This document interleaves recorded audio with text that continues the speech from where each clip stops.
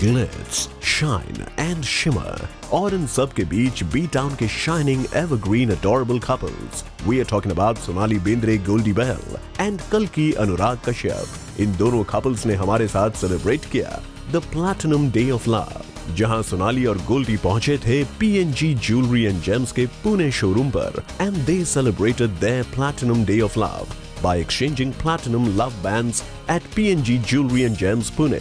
वहीं कल्कि और अनुराग पहुंचे दिल्ली शोरूम में and they launched a whole new collection of PNG Jewelry and Gems there.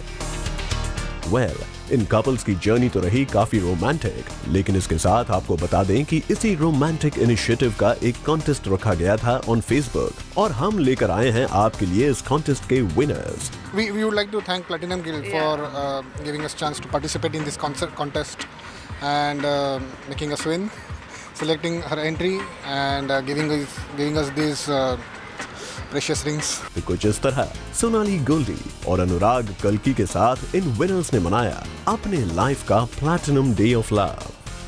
Bureau report, zoom, Mumbai.